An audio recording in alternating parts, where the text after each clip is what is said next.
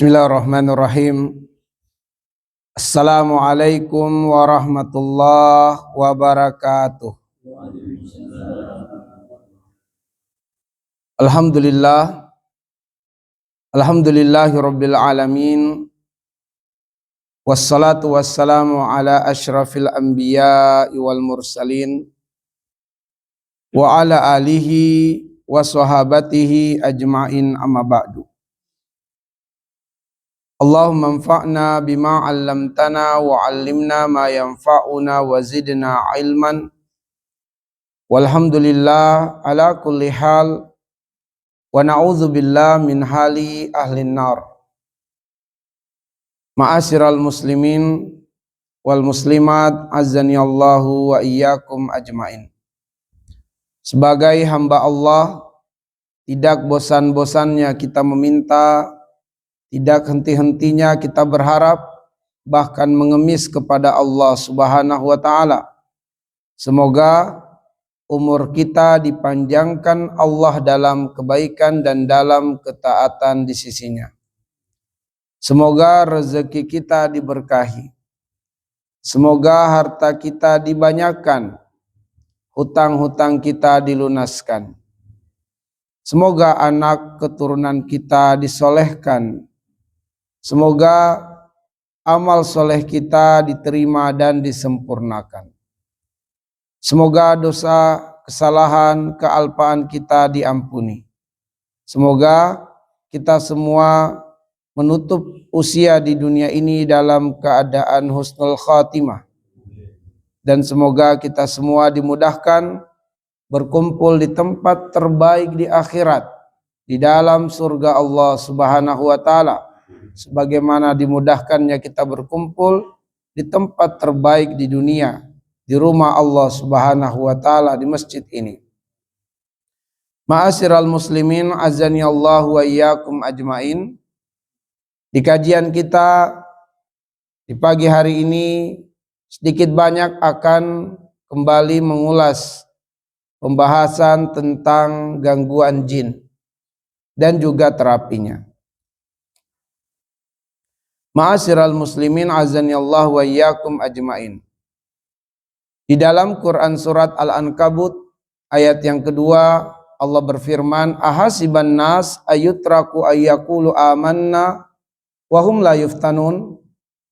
Apakah manusia itu dibiarkan saja mengatakan saya beriman, sedangkan dia tidak diuji? Pasti diuji. Para mufassir menjelaskan bahwa ujian keimanan itu ada 4. Pertama adalah ujian dalam bentuk perintah. Perintah menjalankan apa yang diperintahkan oleh Allah Subhanahu wa ta'ala dan juga yang diperintahkan oleh baginda Rasulullah sallallahu alaihi wasallam. Yang kedua adalah ujian dalam bentuk larangan, yaitu meninggalkan segala apa yang dilarang oleh Allah dan dilarang oleh baginda Nabi sallallahu alaihi wasallam. Yang ketiga, ujian dalam bentuk musibah. Musibah, dan disebutkan oleh Allah Subhanahu wa ta'ala musibah itu di dalam Quran surat Al-Baqarah ayat 155. Walanabluwannakum bisyai'in minal khaufi wal ju' wa naqsi minal amwali wal anfusi was samarat wa basyiri as-sabirin alladzina idza asabatuhum musibah qalu inna lillahi wa inna ilaihi raji'un. Musibah yang menyebabkan ketakutan, menyebabkan kelaparan, kehilangan harta, termasuk musibah yang menyebabkan kehilangan jiwa. Dan kemudian ada ujian yang keempat. Ujian yang keempat adalah gangguan musuh. Gangguan musuh. Gangguan musuh inilah yang disebutkan oleh Imam Ibnu Katsir rahimahullah ta'ala sebagai tafsiran dari firman Allah surat Al-Falaq ayat yang kedua, min syarri ma khalaq, dari kejahatan makhluk. Dari kejahatan makhluk. Dan kejahatan makhluk di sini ada 4. Yang pertama, ada kejahatan makhluk dari kalangan manusia, yaitu manusia yang berbuat kezoliman, baik kezoliman secara lisan atau secara perbuatan, atau secara hati, atau kezaliman dalam kaitannya dengan harta. Lalu kemudian ada gangguan makhluk dari kalangan jin, dan jin mengganggu manusia dengan beragam motif atau beragam alasan.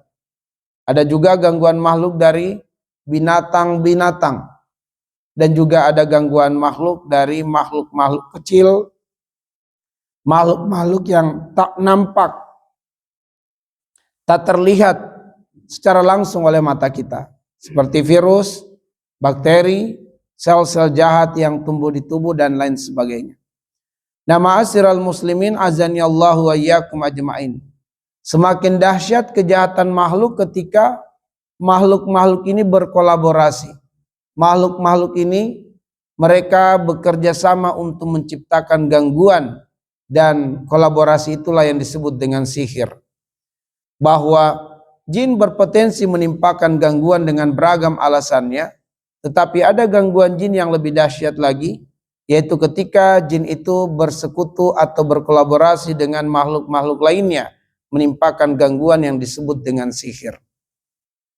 Ma'asyiral muslimin azanillahu wa iyyakum ajmain. Secara umum gangguan jin itu adalah al-lamsu, yaitu ada jin yang menempel di tubuh, ada jin yang bersembunyi pada bagian tertentu di tubuh, dan ada jin yang menempati bagian di dalam tubuh manusia. Lalu kemudian jin bisa mengendalikan akal manusia. Jin juga bisa mengendalikan gerakan-gerakan tubuh manusia yang disebut dengan kesurupan. Dan kesurupan ini dasarnya atau pendalilannya bahwa dia bukanlah sesuatu yang fiktif, sesuatu yang nyata, adalah firman Allah Subhanahu wa taala yang memberikan perumpamaan bagi mereka-mereka yang mengkonsumsi riba. Allah Subhanahu wa taala berfirman di dalam Quran surat Al-Baqarah 275. Alladzina ya'kuluna riba la yakumuna illa kama yakumul ladzi yatakhabbathu syaitanu minal mas.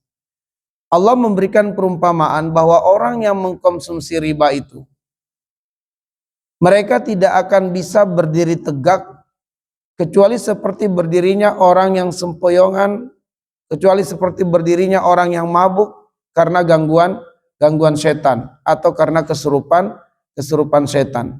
Nah, ma'asyiral muslimin, kaidah yang dijadikan oleh para ulama sebagai dasar adalah bahwa Allah tidak pernah mengangkat perumpamaan di dalam Al-Quran kecuali faktanya ada, kecuali realnya ada, wujudnya ada. Ketika Allah Subhanahu wa taala menjadikan perumpamaan orang yang mengkonsumsi riba itu adalah seperti kesurupan setan, kesurupan jin, itu berarti bahwa hakikatnya, realnya adalah benar, bahwa ada manusia-manusia yang diganggu oleh jin, dan gangguan itu disebut dengan kesurupan. Ma'asyiral muslimin azanillahu wa iyyakum ajmain. Ada beberapa motif dan alasan jin mengganggu manusia. Ada jin yang mengganggu manusia karena mahabbah, karena suka kepada manusia. Ada jin yang mengganggu manusia karena intiqam, balas dendam. Dan ada jin yang mengganggu manusia karena usil atau jahil. Ada jin yang mengganggu manusia karena manusia yang mengundang jin itu pada dirinya melalui benda-benda yang dikeramatkan, benda-benda mistik, benda-benda yang ada ritualnya, sehingga kemudian jin-jin mengganggu manusia dikarenakan benda-benda tersebut ada pada manusia, baik yang disimpan di rumahnya atau mungkin yang dikenakannya atau dipakainya. Kemudian ada jin yang mengganggu manusia karena permintaan manusia untuk mendapatkan kekuatan dan bantuan dari jin. Dan ini disebutkan di dalam Quran surat Al-Jin ayat yang ke-6. Dan jin tidak membantu manusia kecuali pasti akan semakin menyusahkan manusia.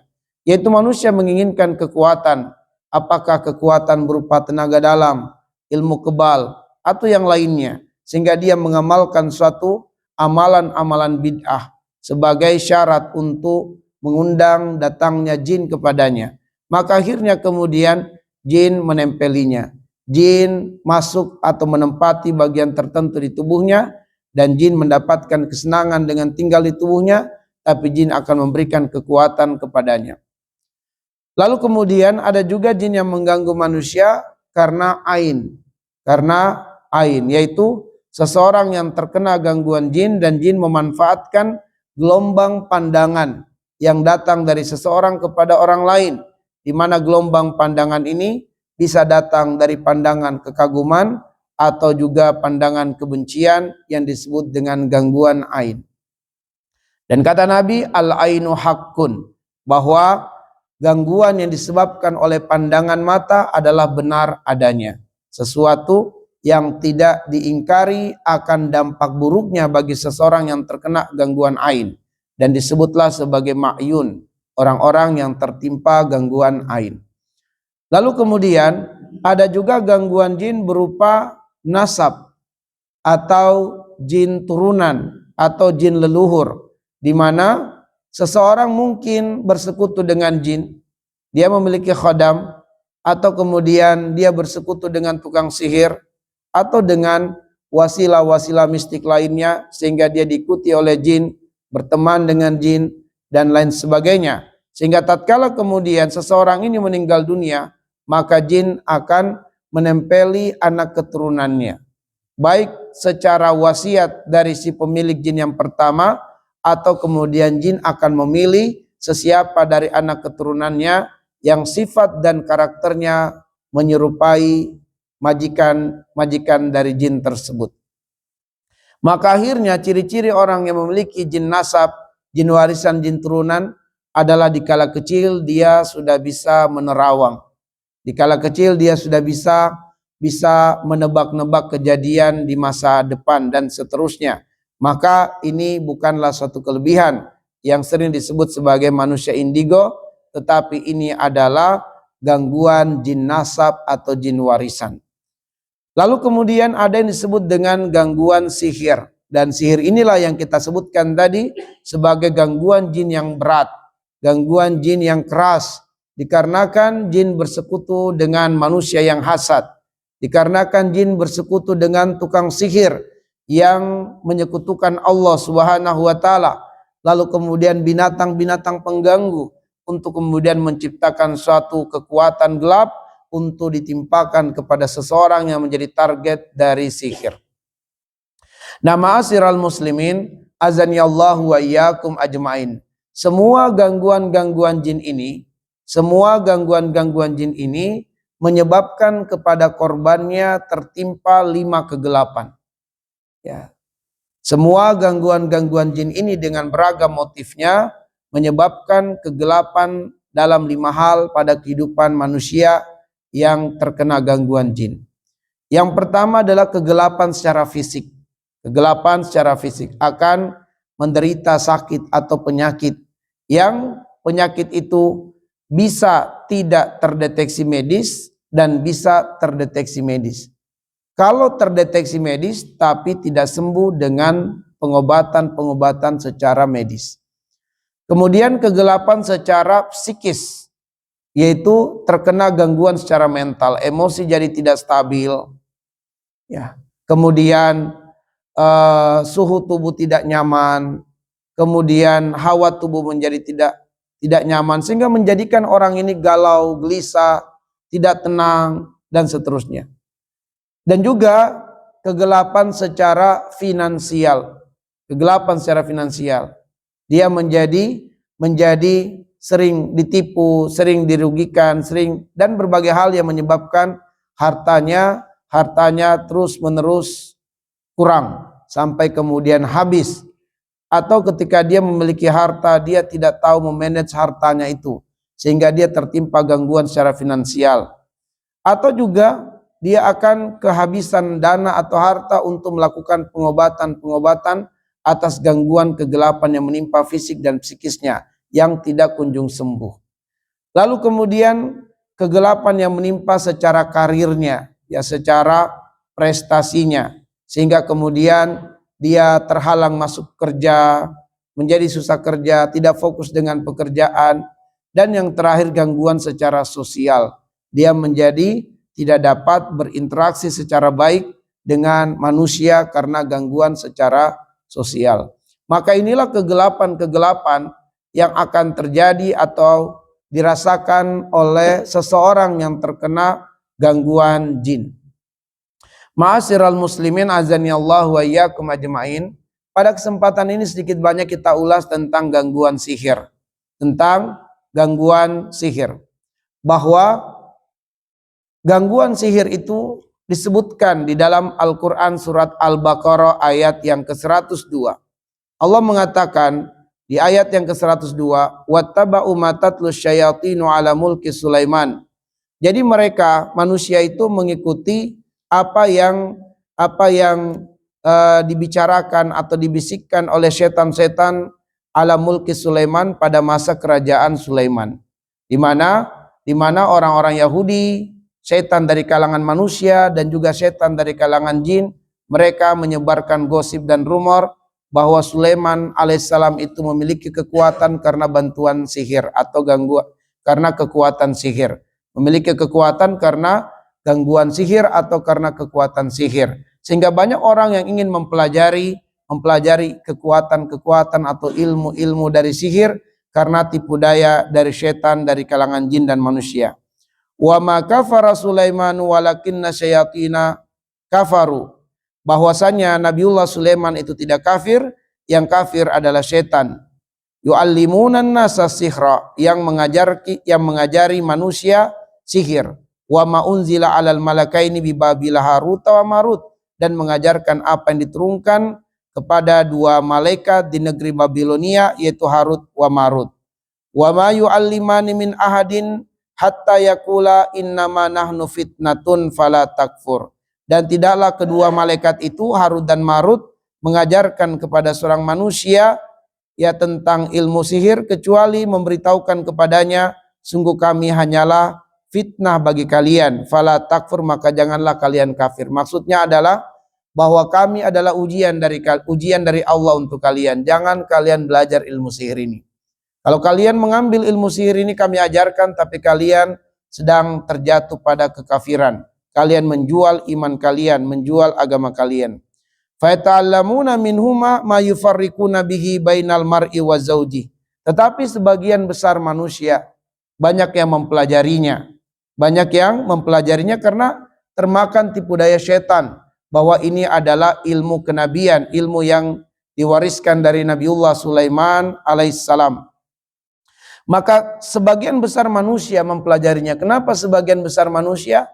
Karena Allah mengatakan walakin aksaran nas, akan tetapi kebanyakan manusia la yashkurun, tidak bersyukur.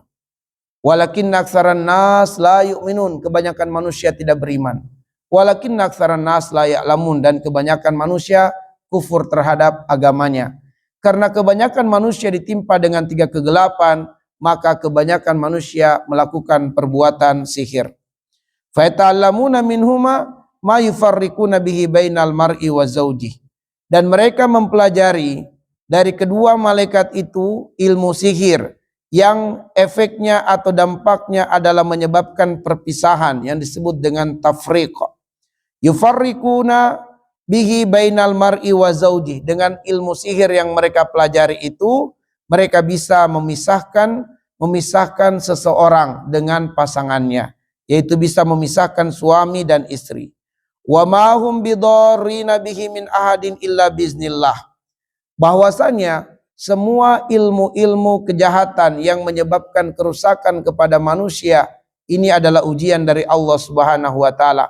Hakikatnya tidak terjadi karena secara zat ilmu tersebut, melainkan karena izin Allah atau kehendak Allah.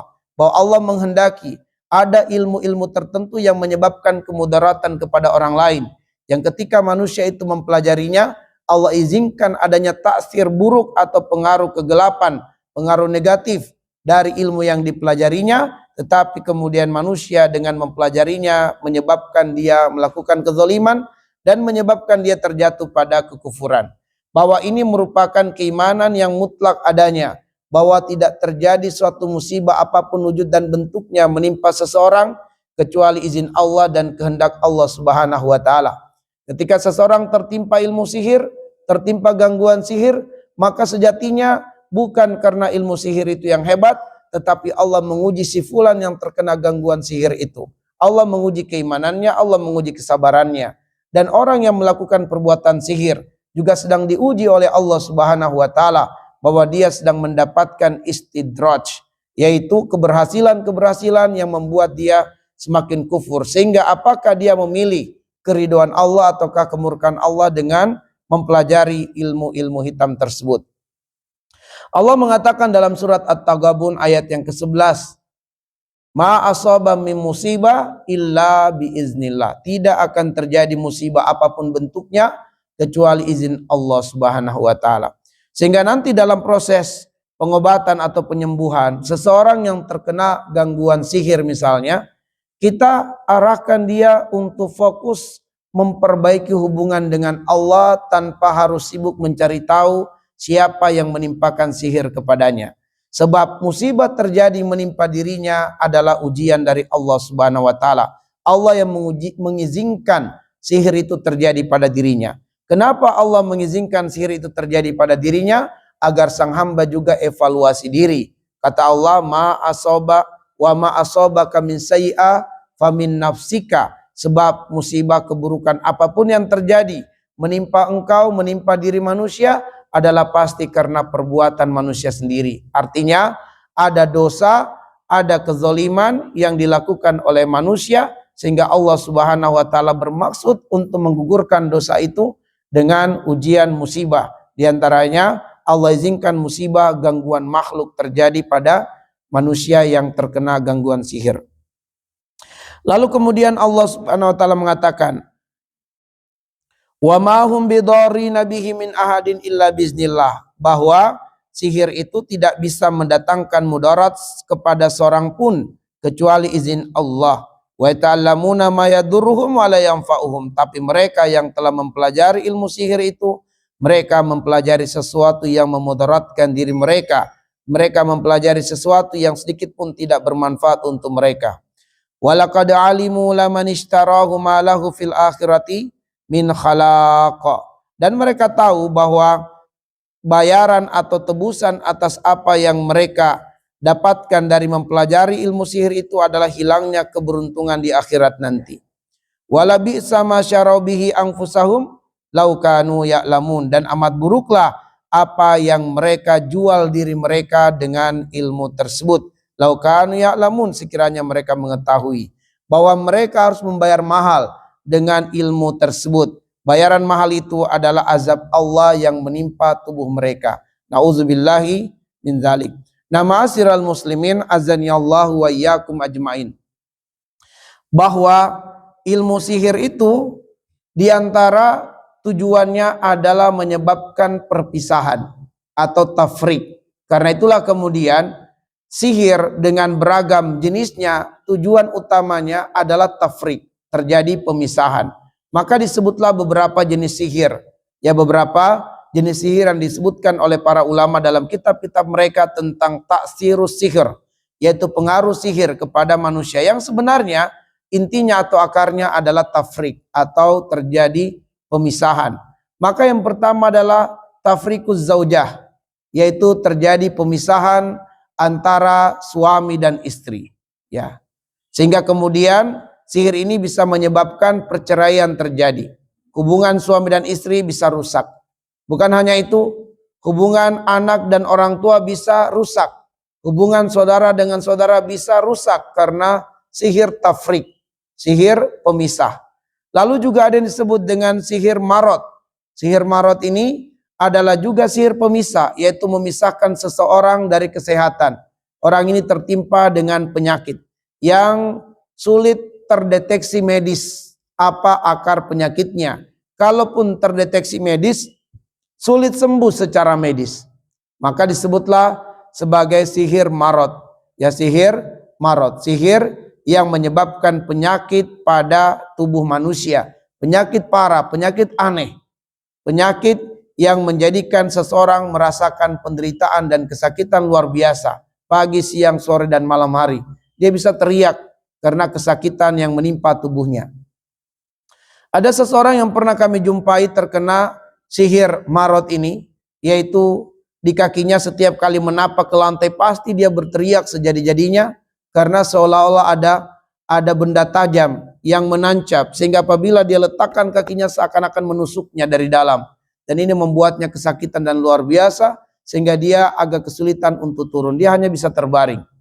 Ya, asalkan telapak kakinya menimpa sesuatu, selimut misalnya, maka dia akan teriak kesakitan. Sehingga dia tidak boleh kakinya ditutupi oleh sesuatu apapun, apalagi menapak di lantai. Nah, ini gangguan yang luar biasa. Ketika dia ke kamar mandi, ketika dia akan duduk, wah ini luar biasa, karena akan ada banyak kemungkinan kakinya tersentuh benda-benda. Ya, ketika dia duduk di kursi roda misalnya, pasti kakinya menapak juga gitu ya di landasan kursi roda, maka ini membuat dia teriak. Ya, namun dengan izin Allah Subhanahu Wa Taala, setelah proses ruqyah dan terapi, dengan izin Allah dia sembuh. Ya, dia sembuh.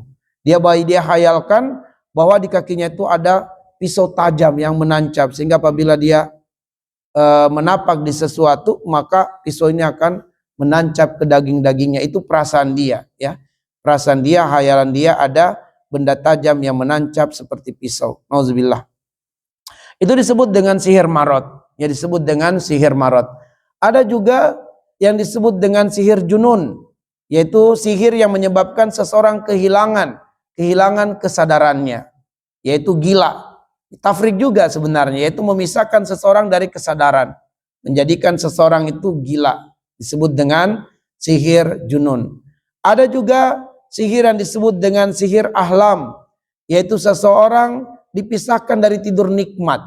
Dia selalu mimpi buruk. Setiap kali dia tutup mata, dia pasti akan melihat sesuatu yang buruk, ketakutan, sehingga pernah kami jumpai orang yang seperti ini, dia nggak mau tidur, minum kopi terus. Jadi sebenarnya penyakit menjadi bertambah pada dirinya karena dia nggak mau tidur. Kematian menjadi cepat baginya karena rusak tubuhnya, bukan karena pengaruh sihir, tapi karena dia tidak tidur. Ya, dia tidak mau tidur. Karena apabila dia tidur pasti dia akan bermimpi buruk. Dan itu membuat dia ketakutan untuk tidur. Maka dia sampai minum kopi terus-menerus yang menyebabkan tubuhnya rusak, ya ginjalnya bermasalah, dikarenakan dia paksa diri tidak mau tidur. Matanya sampai bengkak, merah karena menahan diri tidak mau tidur. Kalaupun harus tidur, keluarga harus berada di samping, dia harus pegang keluarganya supaya dia syukur-syukur kalau bisa tidur 5 menit. Itu pun juga sudah sangat bahagia apabila dia bisa tidur 5 menit tanpa gangguan. Tapi seringnya adalah dia tertidur dalam kondisi terganggu, maka disebut dengan sihir ahlam. Sihir yang datang dalam bentuk gangguan-gangguan mimpi, sehingga menyebabkan fisiknya jadi rusak, mentalnya jadi rusak karena takut tidur, ya, takut tidur. Lalu kemudian ada juga sihir dalam bentuk hawatif, namanya sihir al-hawatif, yaitu sihir yang menyebabkan seseorang kehilangan pendengaran yang normal. Ya, dia selalu mendengarkan bisikan-bisikan, sampai kemudian bisikan untuk lompat sana lompat sini. Pernah ada yang kami jumpai kasus seperti ini, seseorang yang segera diamankan dan ditangkap oleh kawan-kawannya karena dia manjat atap rumah untuk kemudian melompat, ya, melompat dari ketinggian. Maka temannya segera melihatnya dan segera menariknya turun, ya, luar biasa. Itu namanya sihir hawatif. Ya, seseorang yang mendengarkan bisikan-bisikan. Ya, lalu kemudian dia tidak sadar diri, dia melakukan gerakan-gerakan yang aneh-aneh, melompat-lompat sampai bisa terjatuh dari tempat yang tinggi ke tempat yang rendah. Atau kemudian dia terbangun di malam hari dalam keadaan tertidur, dia mendengar ada bisikan yang menjadi sugesti baginya, dia lalu kemudian bangun dari tidur dalam keadaan masih tertidur tapi dia berjalan. Ini namanya sihir hawatif, dan juga pernah kami jumpai kasus seperti ini. Ya, seseorang yang berjalan tengah malam. Jadi kalau rumah itu tidak diamankan, tidak disembunyikan kuncinya, dia keluar, dia bisa buka pintu walaupun sebenarnya dia dalam kondisi tertidur. Nah, ada juga kemudian sihir yang disebut sihir khayal. Ya, sihir khayal membuat seseorang berhalusinasi, membuat seseorang melihat sesuatu sebenarnya tidak ada. Ya, dia selalu merasa ada yang ikuti. Ya, ada penampakan-penampakan yang sebenarnya adalah khayal. Dan sihir ini pernah terjadi di zaman Nabiullah Musa alaihissalam, ketika kemudian para tukang-tukang sihir, dan ini disebutkan di dalam Quran surat Al-A'raf ayat 116. Ya, maka tatkala kemudian tukang sihir melemparkan tali-tali biasa, tapi dia melakukan sihir dengan tali-tali itu, sehingga dia menyihir mata-mata orang-orang yang menyaksikan tali temali itu, termasuk Musa alaihissalam, terkena sihir itu. Sehingga Musa dan orang-orang yang menyaksikan tali-tali itu menyangka itu adalah ular. Jadi tali-tali biasa yang sebenarnya tali biasa. Tapi tatkala kemudian tali itu dilemparkan dengan mantra-mantra, maka orang-orang yang melihat tali itu tersihir. Dia melihat ular-ular yang bergerak dengan cepat untuk mematok, termasuk Musa alaihissalam. Dia melihat tali temali itu berubah menjadi ular yang siap mematoknya. Maka Musa ketakutan lalu ditegur oleh Allah di ayat 117, 118 sampai ayat 122. Sehingga Allah perintahkan, ya Musa, lemparkan tongkatmu. Tatkala kemudian Musa melemparkan tongkatnya, tongkatnya benar-benar berubah menjadi ular, bukan sihir. Itulah yang membuat para tukang sihir beriman, bertauhid. Mereka yakin bahwa ini bukan sihir. Sebab sihir adalah apa yang kami lakukan? Hanyalah merubah tali temali ini dalam pandangan manusia. Yang sebenarnya tali ini tidak berubah sedikit pun. Dia hanyalah tali biasa. Tidak ada perubahan padanya. Tetapi mata manusia yang tersihir melihat itu adalah ular yang bergerak cepat. Yang benar-benar ini adalah ilmu, adalah apa yang dilakukan oleh Musa. Ini bukan sihir, ini nyata. Kata tukang sihir itu. Maka mereka bertauhid, mereka beriman kepada Allah Subhanahu wa Ta'ala ketika kemudian melihat perubahan nyata dari tongkat biasa menjadi ular besar yang menelan tali temali tersebut. Nah, ma'asyiral muslimin azani Allah wa yakum, itu disebut dengan sihir khayal, ya, sihir khayal. Ada juga disebut dengan sihir tabzir. Sihir tabzir. Sihir tabzir inilah yang menyebabkan seseorang itu selalu kehilangan harta, kehabisan harta, bangkrut, gagal, ditipu, atau ketika dia memiliki harta, hartanya itu tidak bisa termanage dengan baik. Jadi boros orangnya, ya. Foya-foya, apa saja dia akan keluarkan hartanya untuk sesuatu yang terkadang tidak dibutuhkan karena dia terkena sihir. Sehingga dia mudah ditipu, mudah dikhianati, hartanya banyak tergerus keluar sampai habis, sampai bangkrut. Nah, ini disebut dengan sihir tabzir. Sihir tabzir. Orang ini nggak bisa pegang uang. Begitu pegang uang, pasti akan dikeluarin dengan sesuatu yang terkadang tidak bermanfaat atau tidak berfaedah untuk dirinya. Ma'asyiral muslimin azani Allah wa iyyakum. Masih banyak sihir-sihir yang lain. Selain itu ada juga sihir mahabbah. Ya, sihir mahabbah atau yang dikenal dengan sihir pelet. Ya, sihir pelet. Kalau tadi adalah tafrik, kalau ini adalah sihir mahabbah, yaitu membuat seseorang mencintai orang lain dengan cara yang tidak wajar. Dengan cara yang tidak wajar. Nah, ma'asyiral muslimin azani Allah wa iyyakum ajmain. Bahwa sihir itu intinya adalah memisahkan seseorang dari kewajaran, dari kenormalan. Ya, sihir itu memisahkan seseorang dari kewajaran, dari kenormalan yang tidak seharusnya terjadi. Tapi pergerakan sihir itu begitu halus, maka disebutlah sihir. Sihir adalah sesuatu yang tersembunyi. Sihir adalah sesuatu yang halus. Ya, dalam kaitannya dengan ilmu hitam, maka ilmu sihir adalah ilmu yang mengandalkan kekuatan hasad manusia. Lalu kemudian oleh tukang sihir yang Allah Subhanahu wa Ta'ala izinkan dengan mantra-mantra yang dia gunakan, yang inti dari mantra itu adalah persembahan kepada setan atau permohonan atau permintaan bantuan kepada setan, maka setan kemudian dari kalangan jin membantunya atau menolongnya. Yang kemudian setan-setan ini akan menyerang atau akan melakukan serangan gangguan kepada korban yang dimaksud. Nah, ma'asyiral muslimin azani Allah wa iyyakum ajmain. Bahwa gangguan sihir itu tidak lepas dari adanya buhul. Ya, gangguan sihir tidak lepas dari adanya buhul. Dan buhul itu bisa dalam bentuk hal yang gaib dan bisa dalam bentuk hal yang fisik. Hal yang gaib maka bisa saja si jin yang langsung kemudian melakukan atau mengikat buhul kepada korbannya. Buhul itu artinya adalah ikatan atau simpul. Ikatan atau simpul. Lalu kemudian ada jin yang melakukan buhul gaib kepada seseorang dengan mengikat kepala seseorang sehingga terjadilah gangguan sakit kepala yang sulit tersembuhkan, bertahun-tahun dia menderita sakit kepala yang luar biasa. Ada buhul yang diikat ke rahim atau ke perut sehingga menjadikan seseorang selalu mual, muntah, atau haid tidak lancar bagi wanita dan seterusnya. Ada buhul yang diikat pada bagian tertentu di tubuh, apakah di lengan, apakah di kaki, yang menjadikan kelumpuhan pada bagian tertentu di tubuh manusia yang terikat dengan ikatan buhul goib. Sihir yang mengikatnya, ya, jin yang mengikatnya.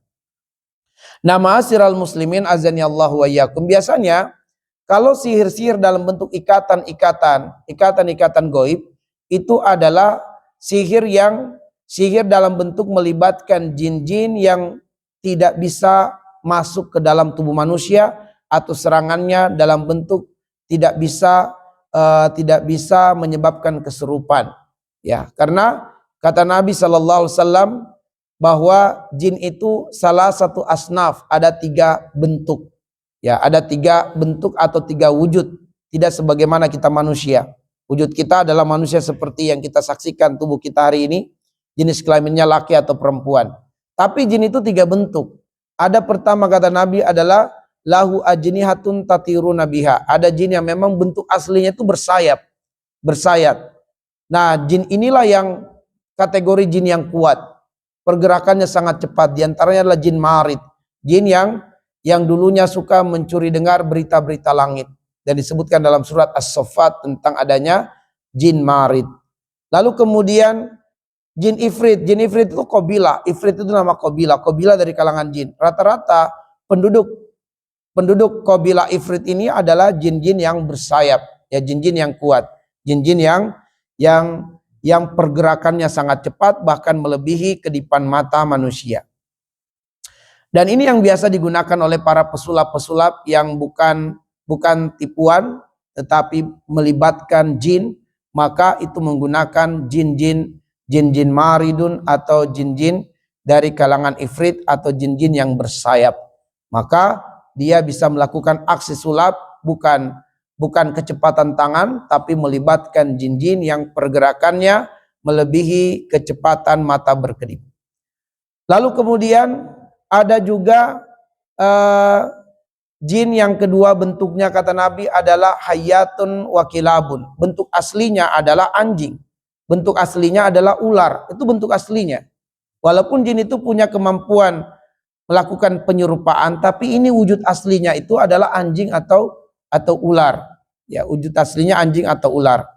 Yang kita tidak bisa melihat wujud asli jin tersebut, tapi Nabi menyebutkan wujud aslinya itu seperti anjing dan ular. Hayyatun wa kilabun, kata Nabi SAW. Lalu kemudian satunya lagi disebutkan oleh Nabi, tapi tidak disebutkan wujudnya seperti apa, tapi kata Nabi, jin yang tidak memiliki tempat. Ya, jin yang selalu berpindah-pindah dari satu tempat ke tempat yang lain. Dia tidak akan pernah menetap di satu titik atau di satu tempat di bumi. Dia akan berpindah-pindah dari satu tempat ke tempat yang lain. Dia tinggal di pohon, nanti dia pindah lagi. Ya, tinggal di tempat lain. Jin ini unsur fisiknya lebih kasar dari jenis jin yang pertama, jenis jin yang kedua. Nah, jenis jin yang ketiga ini tidak bisa mengganggu manusia dalam bentuk masuk ke dalam tubuh manusia. Tidak sebagaimana jin pertama dan jin yang kedua. Jenis jin yang pertama, yang kedua bisa masuk ke dalam tubuh manusia, mengambil alih kesadaran manusia. Dan gangguannya bisa menyebabkan penyakit dari dalam, karena dia menempel di dalam tubuh manusia, menyumbat peredaran darah, lalu kemudian menyebabkan penyakit-penyakit dari dalam. Adapun kemudian jenis jin yang ketiga, kalau dia menimpakan gangguan dalam bentuk ikatan-ikatan. Ikatan-ikatan, dia mengikat kaki manusia, dia mengikat tangan manusia, dia mengikat kepala manusia sehingga terjadi kelumpuhan pada bagian tertentu di tubuh manusia. Ada yang memang murni stroke alami, tapi ada juga stroke karena memang gangguan jin juga, yaitu jin yang mengikat bagian tertentu di tubuh manusia. Di daerah Tanah Sareal ada seorang anak, sudah kejadiannya 4 tahun yang lalu atau 5 tahun yang lalu. Ya, dia siswa di Ummul Qura yang kemudian sehari-harinya dia hanya tinggal di rumah karena terjadi kelumpuhan dari pusar sampai ke bawah. Nggak bisa digerakkan. Tidak sakit tapi tidak berdaya badannya. Dia hanya bisa terbaring. Sebab ini seperti tidak ada rasa gitu. Sehingga dia nggak bisa berdiri. Anak ini akhirnya sekolahnya di rumah gitu ya. Sekolahnya di rumah. Ya, ayahnya bekerja di salah satu kantor kelurahan, tak perlu kami sebutkan. Lalu kemudian ketika dia konsultasikan dan kemudian dengan izin Allah kami temui anaknya, kita ruqyah di malam hari. Nah, ternyata anaknya itu dililit, ya di dalam hayalan dia dililit oleh ikatan-ikatan yang sangat banyak di bagian pusar sampai ke bawah, sehingga dia hilang. Jadi dia tidak kesadaran tetap utuh, tidak terkena gangguan seperti hilang kesadaran, kesurupan, enggak. Normal seperti biasanya saja, dari pusar ke bawah dia seperti tidak ada rasa, ya nggak bisa digerakkan. Nah, setelah kemudian diruqyah dengan izin Allah Subhanahu wa taala, terlepas ikatan-ikatan di kakinya itu, sehingga anak ini dengan izin Allah langsung berdiri malam itu juga. Ya, setelah sekian tahun, ya kalau nggak salah setahun atau 2 tahun dia menderita itu, ya dia menderita itu, dan dengan izin Allah Subhanahu wa taala dia akhirnya bisa berdiri kembali, berjalan kembali. Nah, awal mulanya adalah ketika di tempat wudhu, katanya di tempat wudhu dia terpeleset jatuh. Nah, sejak itulah kemudian dia kehilangan rasa di bagian pusar ke bawah. Baik. Nah, jadi ada gangguan jenis jin yang ketiga ini, yaitu mengikat-ikat tubuh manusia. Nah, ma'asyiral muslimin azanillahu wa iyyakum ajmain. Itu disebut dengan buhul goib. Buhul goib dalam bentuk ikatan-ikatan pada bagian tertentu di tubuh manusia. Ada juga buhul fisik. Buhul fisik. Nah, buhul fisik ini melibatkan gangguan-gangguan jin-jin yang pertama atau yang kedua. Dan ini membutuhkan kekuatan hasad yang luar biasa. Sebab itulah kata para ulama, kekuatan hasad itu mengeluarkan gelombang negatif yang bisa menimpa korbannya dengan hayalan. Ya, dengan hayalan, dengan imajinasi. Makanya media-media gangguan hasad itu, ya gelombang hasad itu yang disebut dengan ainul hasad, bisa melalui video, bisa melalui foto, bisa melalui hayalan. Ya, beda dengan ain. Kalau gangguan ain biasa, itu mesti ketemu langsung dengan korban, baru bisa terjangkiti gangguan ain. Tapi kalau ain yang datang karena pengaruh hasad, maka dengan hayalan, dengan foto bisa. Jadi kalau seseorang terkena gangguan ain, dari foto, dari video itu murni hasad. Kalau gangguan ain yang menimpa korban secara langsung, masih ada kemungkinan kekaguman. Atau seseorang terlalu kagum padanya, memuji-mujinya, tanpa menyebut nama Allah, keluar gelombang yang dimanfaatkan oleh setan, lalu tertimpalah korbannya sejumlah gangguan yang menyebabkan keresahan, kegalauan, dan kesedihan. Sedangkan kalau seseorang terkena gangguan ain melalui foto, video, itu pasti hasad. Pasti hasad, karena gangguan ainul hasad itu bisa menimpa korban meskipun tidak ketemu langsung korbannya, melainkan kekuatan imajinasi, kekuatan hayal, baik melalui video ataupun foto. Makanya sihir itu bekerja dengan kekuatan hasad. Orang yang hasad ini kalau sudah tidak kuat menahan hasadnya, dia akan bersekutu dengan tukang sihir untuk melampiaskan hasadnya. Kenapa? Sebab hakikat hasad disebutkan di dalam surat Al-Imran ayat 120, in tamsaskum hasanatun tasuhum wa in tusibukum sayyi'atun yafrahu biha. Kata Allah Subhanahu wa taala, orang yang hasad kepadamu, kalau kamu ditimpa kebahagiaan atau kesenangan, dia pasti menderita. Sebaliknya, kalau kamu ditimpa musibah, bala, penyakit, barulah dia akan berbahagia. Karena itulah kata para ulama, satu-satunya manusia yang mustahil dapat kita buat bahagia adalah orang yang hasad pada diri kita. Karena kebahagiaan orang yang hasad itu kita harus menderita. Nggak mungkin itu kita lakukan. Untuk dia bahagia, kita harus rusak rumah tangga kita. Harus rusak anak keturunan kita. Harus penyakit menimpa diri kita baru dia bahagia. Nggak mungkin itu kita lakukan. Makanya satu-satunya manusia yang mustahil kita buat bahagia adalah orang yang hasad pada diri kita. Nah, orang yang hasad ini diberikan dua pilihan. Melihat kita bahagia atau dirinya yang bahagia. Kalau dia, pasti dia akan memilih dirinya bahagia. Nah, kalau dia memilih dirinya bahagia, berarti kita harus menderita. Dan karena itulah, salah satu media untuk menyalurkan kepentingan hasadnya itu adalah sihir. Adalah sihir. Sebab sihir itu tersembunyi. Dia sulit diungkap, sulit diketahui siapa yang menimpakan hasad. Ya, tapi dia bisa menyampaikan keinginan hasadnya, sehingga dia bisa mengikuti perkembangan kita.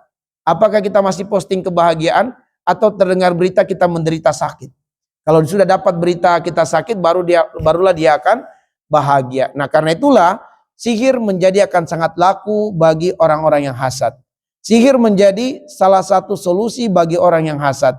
Maka orang yang hasad pasti akan datang kepada tukang sihir untuk mendapatkan kebahagiaan dirinya. Sebab itulah jalan kebahagiaannya, melihat kita susah, menderita. Dan ketika Nabi menyabdakan bahwa tidak akan terjadi kiamat kecuali terjadi banyak sihir. Artinya akan banyak orang-orang hasad menjelang hari kiamat. Ya. Nah, ma'asyiral muslimin azanillahu wa iyyakum ajmain. Maka orang yang hasad bersekutu dengan tukang sihir, tergantung sihirnya apa nih? Ada sihir qatl, sihir kematian. Ada sihir marad, sihir menyebabkan sakit. Dia mau sihir yang mana nih? Biasanya kalau sihir gila, sihir penyakit yang tidak sembuh dan sihir kematian itu sihir yang berat. Sihir yang berat. Biasanya akan melibatkan gangguan jin satu dan jin yang kedua tadi. Beda dengan kalau sekedar untuk dia tidak masuk kerja, ya. Dia menghalangi karirnya saja, maka itu biasanya jin yang ketiga agak murah bayarannya atau tebusannya. Tapi kalau jin yang pertama, jin yang kedua biasanya kelas berat. Artinya targetnya kepada seseorang itu harus menyebabkan kematian atau sakit parah sampai 7 turunan misalnya. Maka ini biasanya melibatkan jenis jin yang bersayap atau jenis jin yang kedua anjing atau ular. Lalu kemudian bayarannya juga mahal. Ya, kalau jin bersayap mungkin sampai kurban sapi. Kalau kemudian jin ular, jin kambing ya mungkin ayam atau juga kambing kalau pengen sampai membunuh. Nah, tapi kalau kemudian jin bersayap ini keras, ya efeknya cepat banget. Kalau tidak segera ditangani bisa langsung mati. Malam itu kena sihir, hari itu juga bisa korbannya meninggal dunia. Itu saking kerasnya sihir ain kalau jin dari jin yang bersayap yang turun tangan untuk mengganggu manusia melalui jalan hasad tadi. Tapi bayarannya besar, tebusannya mahal, ya tebusannya mahal.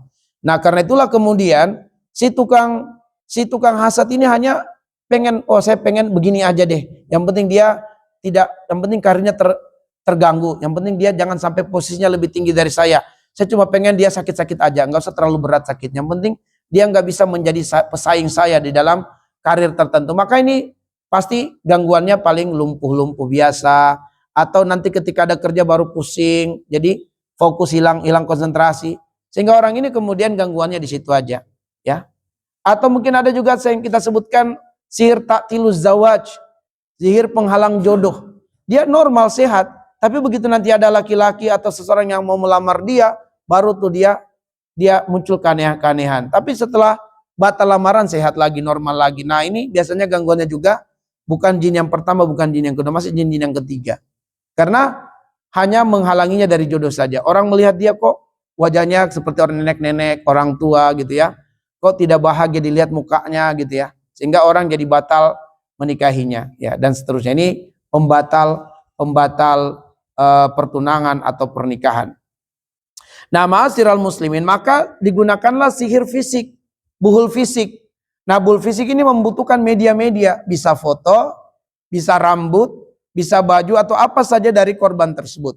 Dan sangat dibutuhkan kekuatan hayalan, kekuatan imajinasi tukang hasad tadi. Maka seperti apa orang yang kamu pengen timpakan itu diminta dia berhayal gitu.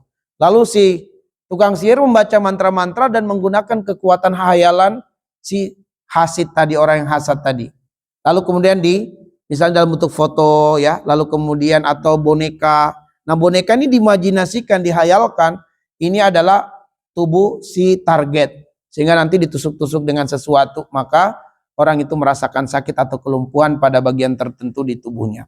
Ala kulli hal, sihir ini termasuk jenis 7 dosa besar yang harus dihindari. Kata Nabi, ijtanibu as-sab'a al-mubiqat. Ya, tinggalkanlah oleh kalian 7 dosa paling besar. Nah, diantaranya adalah as-sihru, yaitu sihir. Dia adalah dosa paling besar yang kedua setelah syirik. Ya, setelah syirik adalah sihir. Ini adalah dosa paling besar yang harus dihindari sebab membatalkan keimanan. Tobatnya tukang sihir adalah dipenggal lehernya, itu tobatnya. Ya, dia tobat, kalau dia benar-benar tobat dipenggal lehernya seperti tobatnya orang yang berzina sedangkan dia adalah sudah berkeluarga, maka harus dirajam. Itu tobatnya orang yang berzina tapi sudah berkeluarga gitu. Kalau tobatnya pezina yang belum berkeluarga, belum menikah, dicambuk 100 kali cambukan. Tapi kalau sudah menikah, tobatnya itu adalah dengan dirajam. Nah, tukang sihir tobatnya dia adalah disembelih lehernya. Ya, sembelih lehernya. Kalau tidak demikian maka dikembalikan kepada Allah. Misalnya dia tobat, saya sudah tobat dari perdukunan lillahi ta'ala karena Allah, saya berhentinya. Itu nanti dikembalikan kepada Allah. Tapi kalau dia disembelih lehernya, langsung dipastikan dia bersih dari dosa sihir. Tapi kalau kemudian belum tobat dengan cara itu, walaupun tobat dengan ikrar, dikembalikan nanti kepada Allah sebab telah banyak orang yang dizoliminya, dan ini adalah hubungan manusia dengan manusia harus diselesaikan. Ya banyak orang yang terzolim, bisa jadi dia bangkrut karena begitu nanti di akhirat, ya walaupun nanti insya Allah dia akan masuk surga, tapi banyak orang yang dizoliminya. Dan orang yang dizoliminya menuntut di akhirat nanti, dia pernah menzolimi dia, keluarga saya mati karena dia, saya tuntut dia ya Allah. Maka dia harus bayar kebaikan-kebaikannya atau dosa orang yang dipikulkan kepadanya, sehingga dia mungkin akan masuk neraka karena dosa sihirnya itu, tapi Allah ampuni karena dia sudah bertobat, sehingga ada keimanan dalam dirinya menjadikan dia masuk surga. Sama dengan si Qabil. Pendapat yang kuat dan pendapat yang roji, Qabil itu pasti masuk surga. Pasti masuk surga, hanya saja dia akan transit ke dalam neraka entah berapa lama. Kenapa? Karena kata Nabi, sampai manusia terakhir yang hidup di muka bumi, jika terjadi pembunuhan dengan kezaliman, dosanya masih mengalir kepada Qabil. Sehingga hari ini kata Nabi, sampai hari kiamat, catatan amalan keburukan Qabil belum tertutup. Karena setiap kali terjadi pembunuhan dengan kezaliman, dosanya mengalir kepada Qabil. Walaupun nantinya Qabil setelah dosanya dibersihkan oleh Allah SWT dengan siksaan api neraka, dia insya Allah masuk surga. Sebab kata Nabi SAW, antara Adam dan Nuh ada masa 1000 tahun, kullun nas ala tauhid. Semua orang di masa Adam sampai Nuh dalam keadaan bertauhid kepada Allah. Sehingga mereka mati bertauhid, walaupun ada yang mati dengan melakukan dosa besar. Tapi dosa besar yang tidak membatalkan keimanannya. Di antaranya Qabil melakukan dosa pembunuhan. Tapi insya Allah Qabil akan masuk ke dalam surga setelah dia merasakan penderitaan, disiksa di dalam neraka untuk sekian tahun. Sama dengan tukang sihir tadi, ya, dikembalikan kepada Allah Subhanahu wa taala di akhirat nanti kalau tidak disembelih lehernya di dunia ini. Allahu alam bisawab. Demikian yang bisa kami sampaikan dan sajikan. Lebih dan kurangnya mohon dimaafkan. Apa ada sesuatu yang perlu didiskusikan? Baik.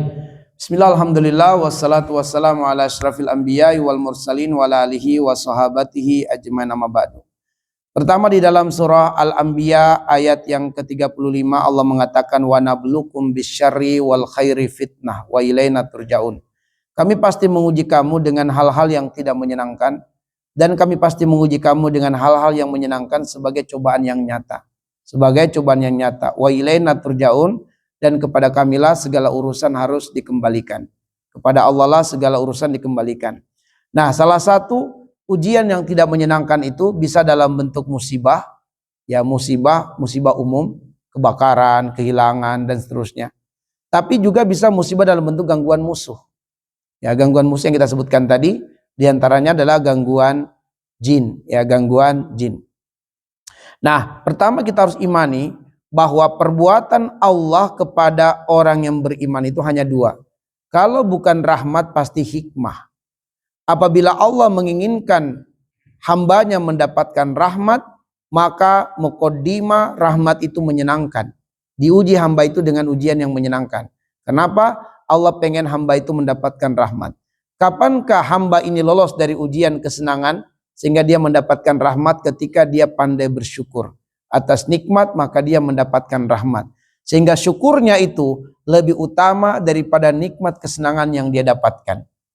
Apabila Allah Subhanahu wa taala menginginkan hambanya mendapatkan hikmah, maka Allah akan mengujinya dengan ketidaksenangan. Dengan ketidaksenangan. Lalu kemudian, kapankah hamba ini lolos dari ujian ketidaksenangan sehingga dia mendapatkan hikmah? Ketika dia bersabar. Ketika dia bersabar.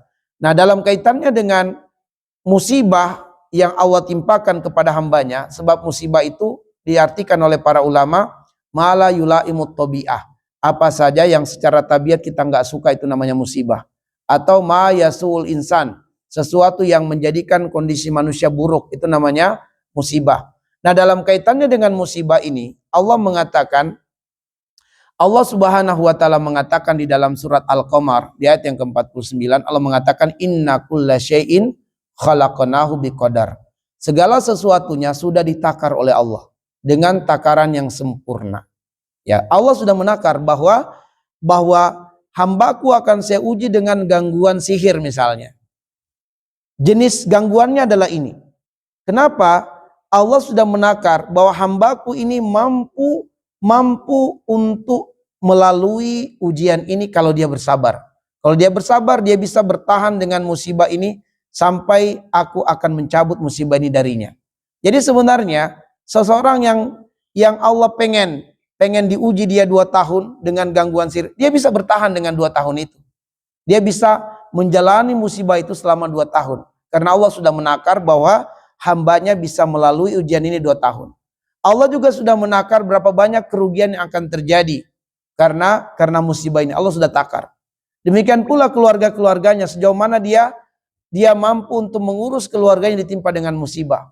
Atau ketika keluarganya yang tidak bisa mengurusnya, akan ada orang lain yang akan mengurusnya, itu sudah ditakar oleh Allah. Bahwa musibah ini tetap masih tersandar. Dan tersandar dalam arti dia masih bisa melaluinya, akan ada keluarganya yang akan mengurusnya, akan ada orang-orang yang akan membantunya. Itu diuji oleh Allah sampai Allah ridhoi ikhtiarnya, sampai Allah ridhoi dosa-dosanya banyak berguguran, barulah kemudian musibah ini dicabut oleh Allah Subhanahu wa taala.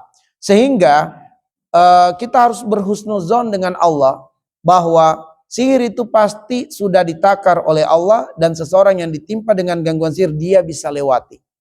Tapi ini berat banget Ustaz, itu penilaian kita. Bukan hakikatnya. Kita hanyalah zon, dugaan. Kita menilai dia tidak mampu, dia bisa melaluinya. Karena Allah tidak mungkin menimpakan kepadanya musibah di luar dari kemampuannya. Lalu kemudian Allah mengatakan di dalam Quran surat Al-Baqarah, Allah mengatakan di ayat yang ke-33, Inni a'lamu ghaibas samawati wal ard wa a'lamu ma tubduna wa ma kuntum taktumun. Allah lah yang mengetahui segala rahasia di langit dan di bumi. Allah yang lebih mengetahui manusia, melebihi manusia mengetahui dirinya sendiri. Allah tahu apa yang ada di dalam hatinya, Allah tahu apa yang dia nampakkan. Jadi Allah itu lebih mengenali manusia daripada manusia mengenali dirinya sendiri. Ya. Kita kenali diri kita, tapi pengenalan Allah terhadap diri kita lebih kuat, lebih baik. Maka Allah mengatakan di dalam surat Al-Qalam itu di ayat yang ke-7, Inna rabbaka huwa a'lamu biman dhallan sabili wa huwa a'lamu bil muhtadin. Maka Allah lebih tahu siapa yang pantas disesatkan dan siapa yang pantas diberi hidayah. Allah lebih tahu.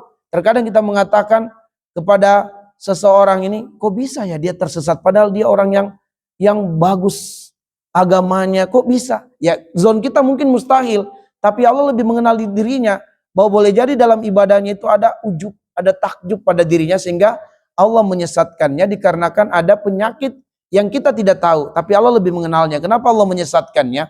Karena orang ini mengikuti hawa nafsu. Dan kita melihat zahirnya, Allah tidak akan menyesatkan manusia kecuali manusia lebih memilih mengikuti hawa nafsu. Hawa nafsu orang ini adalah pengen disebut alim, pengen disebut sebagai dermawan, walaupun zahirnya kita lihat, tapi dia tersesat akhirnya. Kenapa? Sebab zahirnya kita lihat dia soleh, tapi hawa nafsunya dia pengen dipuji. Itu disebutkan dalam surat Al-Jasiyah ayat 23. Allah mengatakan, afara'aita man ittakhadha ilahahu hawahu wa dallahu Allahu ala ilmin wa khatama ala sam'ihi wa qalbi wa ja'ala ala basarihi ghishawah may yahdi min ba'dillah fala tadhakkarun. Tidakkah kamu melihat orang-orang yang disesatkan oleh Allah karena ilmu Allah? Jadi Allah menyesatkan dia karena ilmu Allah. Kenapa Allah menyesatkannya? Karena dia memilih mengikuti hawa nafsu. Dan karena dia memilih mengikuti hawa nafsu, Allah menyesatkan dia berdasarkan ilmu Allah. Artinya Allah tidak zalim ketika Allah menyesatkannya. Sebab orang ini memilih jalan tersesat karena dia sendiri yang lebih memilih mengikuti hawa nafsu daripada kebenaran. Sehingga akhirnya apa? Allah menutup pendengarannya, Allah mengunci hatinya, dan Allah menutup matanya. Famay yahdi min ba'dillah, siapa yang bisa berhidayah kepadanya selain Allah? Afala tazakkarun.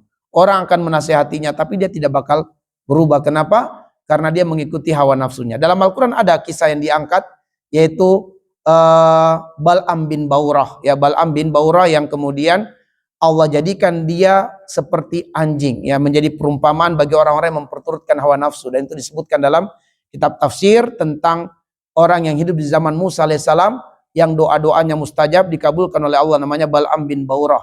Tetapi kemudian Bal'am ini ditawarkan harta yang banyak agar dia mendoakan keburukan untuk Musa. Dikasih harta, dikasih fasilitas. Nah, sahabatnya berkata, gak apa-apa lah sekali kamu doakan untuk Musa keburukan. Ya nanti juga kamu bisa bertobat kepada Allah Subhanahu wa taala. Ya yang penting kamu dapatkan ini fasilitas dunia. Udah, karena dia mengikuti hawa nafsu, maka dia doakan keburukan untuk Musa. Setiap kali dia pengen keburukan doanya untuk Musa, terpleset lidahnya gitu. Dia nggak bisa menyebut nama Musa kecuali dirinya.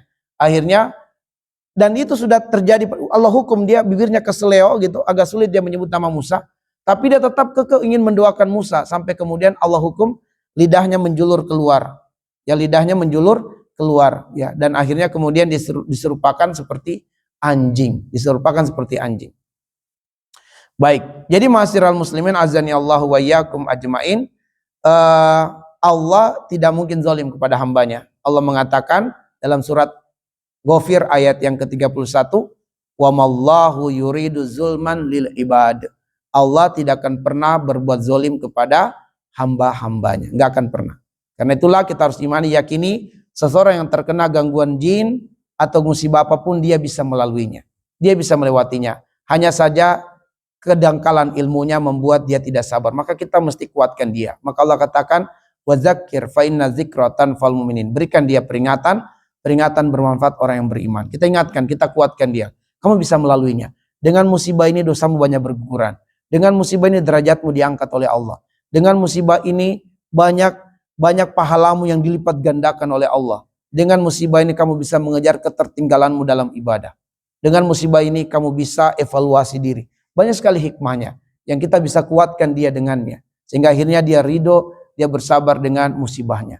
Insya Allah bisa dia lalui. Sebagaimana gelapnya malam akan hilang dengan adanya waktu fajar, waktu subuh. Maka Allah mengatakan, kul a'udzu birabbil falaq min syarri ma khalaq. Ketika orang tertimpa gangguan makhluk hidupnya dalam kondisi gelap, saat itulah dia harus imani, kul a'udzu birabbil falaq. Al-falaq artinya al-qat'u, pemisah antara gelap dan terang. Diartikan waktu fajar, karena waktu fajar memisahkan malam dan siang. Bahwa ketika seseorang ditimpa dengan kegelapan, tidak ada yang bisa mengeluarkannya dari kegelapan kecuali Allah. Maka orang yang sakit, jangan jauh-jauh dari Allah. Harus dekat dengan Allah. Sebab hanya Allah yang bisa menghilangkan kegelapan dalam hidupnya.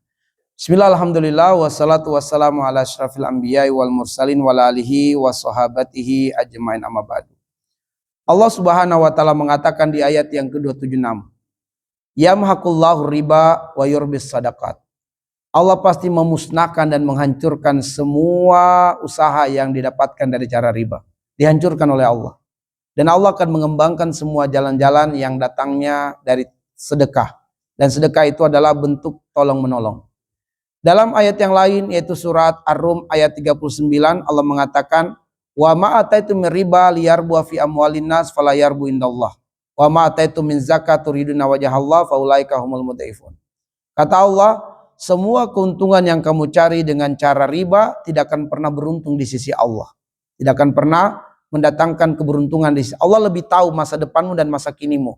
Terkadang orang berbuat riba karena berpikir dengan riba ini hidupnya akan mudah di masa depan. Ternyata kata Allah, Allah lebih tahu tentang masa depanmu dan Allah menjaminkan kamu gak bakal beruntung. Kamu gak bakal beruntung. Maka akhirnya kemudian orang yang terkena riba ini, dia seperti berdirinya orang yang terkena gangguan jin. Yaitu dia bangun usaha, usahanya baru berdiri tegak, jatuh lagi. Dia sudah mulai banyak harta, banyak bocornya. Tidak mesti bisa saja karena akan ada gangguan-gangguan, terkena musibah penyakit, yaitu mungkin karena orang hasad kepada dia, akhirnya terkena sihir. Ketika kena sihir gak ada bentengnya, gak kuat bentengnya. Kenapa? Karena dia berbuat riba. Karena berbuat riba, doanya tidak dijawab oleh Allah Subhanahu wa taala. Maka ketika ada orang hasad kepadanya, maka sihir akan cepat menimpa dirinya karena dia tidak punya benteng. Karena orang yang makan riba itu doanya tidak dijawab oleh Allah Subhanahu wa taala. Perlindungannya tidak akan diterima oleh Allah. Sehingga sangat mudah seseorang itu terkena gangguan sihir ketika ada orang hasad kepadanya. Orang hasad dengan hartanya, atau ya banyaklah orang-orang bisa hasad kepadanya. Maka orang yang hasad kepadanya berbuat sihir untuknya bisa terkena. Dan kalau terkena sihir susah sembuhnya. Sehingga hartanya yang banyak dari riba banyak bocornya. Karena dia harus berobat yang tidak kunjung sembuh. Begitu di ruqyah juga sulit sembuh karena dia tidak bertobat dari riba, kecuali dia tobat baru disembuhkan oleh Allah. Sehingga akhirnya akan banyak bocornya. Yang juga terkadang bocornya bisa bukan dari gangguan jin. Bocornya bisa dari anaknya kemudian narkoba, anaknya kemudian foya-foya, istrinya mungkin foya-foya, istrinya selingkuh, segala macam. Pokoknya bocornya banyak. Atau mungkin juga musibahnya dalam bentuk ada angin puting beliung, semua rumah aman, rumahnya terangkat tuh atap-atapnya. Ya, rumah yang lain aman, tapi rumah dia terangkat atap-atapnya sehingga kemudian butuh perbaikan, keluar bocor lagi. Atau kemudian kendaraannya rewel-rewel terus, akhirnya kemudian bocor lagi. Artinya bocor maksudnya banyak pengeluaran lagi, pengeluaran lagi, pengeluaran lagi. Jadi itulah kata Allah SWT bahwa yamhaqullahu riba. Allah pasti menghancurkan semua usaha-usaha yang didapatkan dari riba. Banyak bocornya. Jadi uang itu bertambah kelihatan, tapi bocornya tak terprediksi banyaknya. Ya. Dan kalau Allah membutakan dia tidak akan menyadari bocor ini sebagai hukuman dari riba. Sehingga dia akan tutupi, tetap berbuat riba, tetap berbuat riba. Dan apabila kemudian Allah masih menginginkan kebaikan kepadanya, maka Allah akan terus menguji dia. Sampai kemudian dia kembali kepada Allah. Tapi jika Allah tidak menginginkan kebaikan untuknya, diberikan istidraj. Dengan riba dia sukses terus. Ya, tapi supaya dia mati dalam keadaan tidak bertobat dari riba. Itu artinya Allah tidak pengen kebaikan lagi untuknya. Maka Allah akan mengujinya dengan ujian kesenangan dari riba. Itu disebutkan dalam surat Al-An'am ayat yang ke-44. Allah mengatakan, falamma nasu ma dzukkiru bihi fatahna alaihim abwaaba kulli syai hatta idza farihu bima utu akhaznahum baktatan fa idzahum mublisun. Semakin dia berbuat riba, semakin naik karirnya. Ya, semakin dia berbuat riba, semakin banyak hartanya. Sampai ketika dia merasa di puncak karir, datanglah kematian mendadak. Jadilah dia orang yang menyesal karena nggak ada peluang, nggak ada kesempatan lagi untuk bertobat. Karena dia lebih memilih hawa nafsu. Dinasihati, diingatkan, tetap dia ikuti hawa nafsunya. Akhirnya Allah tutup pintu-pintu ilmu untuknya. Dan sebaliknya semakin sukses dia dengan riba. Alhasil dia mati dalam keadaan tidak lagi bertobat. Nauzubillah min dzalik. Cukup? Baik, subhanakallahumma bihamdik asyhadu an la ilaha illa anta astaghfiruka wa atubu ilaik. Assalamualaikum warahmatullahi wabarakatuh.